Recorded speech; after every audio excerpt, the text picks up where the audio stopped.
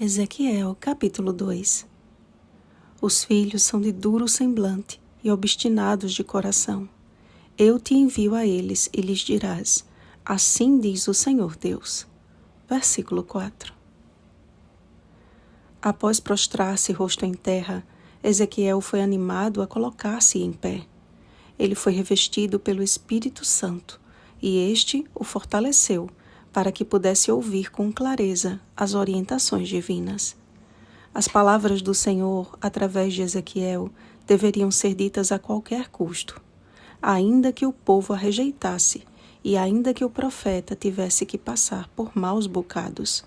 Os filhos de Israel haviam se tornado rebeldes à palavra de Deus, mas a missão do profeta consistia em adverti-los, ainda que não lhe dessem ouvidos. Contudo, foi dada a Ezequiel a certeza da provisão divina. Prestem atenção na sequência do verso 2.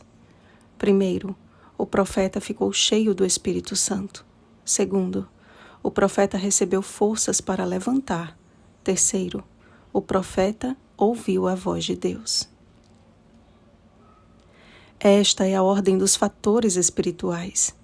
Foi assim com os discípulos, Atos capítulo 1, versículo 8. E foi assim com o próprio Jesus, Mateus capítulo 3, versículo 16. O grande problema é que muitos têm invertido os fatores, e nesta inversão, contrária ao ensinamento bíblico, assumem o risco de ficar como os filhos de Israel, de duro semblante e obstinados de coração.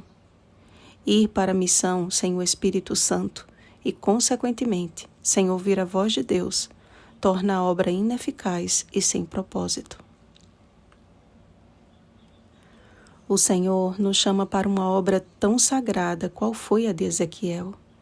E assim como ele, ao proclamarmos verdades que por séculos têm sido lançadas por terra, Daniel capítulo 8, versículo 12, ficamos sujeitos à rejeição e perseguição, até mesmo por parte de irmãos que estejam com o coração endurecido.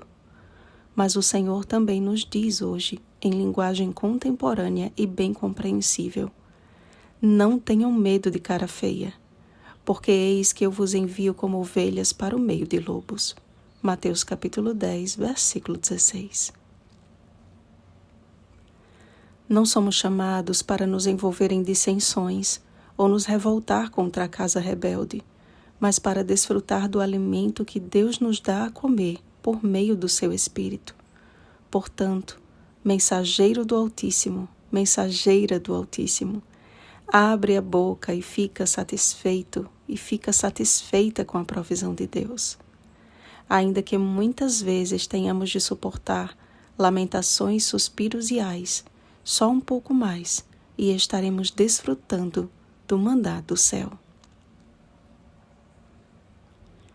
Encerro hoje com as seguintes palavras de motivação e apelo da mensageira de Deus, Ellen G. White.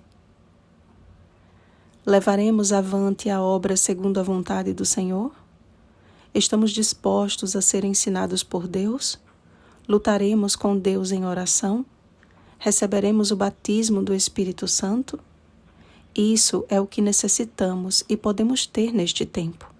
Sairemos então com uma mensagem do Senhor, e a luz da verdade brilhará como uma lâmpada que arde, estendendo-se a todas as partes do mundo. Se andarmos humildemente com Deus, Ele andará conosco. Humilhemos a alma diante dele e veremos a sua salvação. Fundamentos da Educação Cristã, página 532. Oremos, amados. Pai nosso que está nos céus, santificado seja o teu nome. A mensagem dada a Ezequiel não foi dada apenas ao antigo Israel, mas tem claras aplicações para o teu povo hoje. Ó Deus amado, não permite que nosso coração se torne obstinado a ponto de nosso semblante refletir indignação contra os teus mensageiros da verdade. Dá-nos um coração contrito e humilde, para que, vazios de nós mesmos e cheios do Espírito Santo, possamos ouvir a tua voz e estarmos dispostos a obedecê-la. que a nossa face resplandeça a esperança da glória que nos foi outorgada, e dar-nos coragem e ousadia, Senhor, para declarar a Tua verdade presente e permanecer fiéis e inabaláveis, ainda que caiam os céus.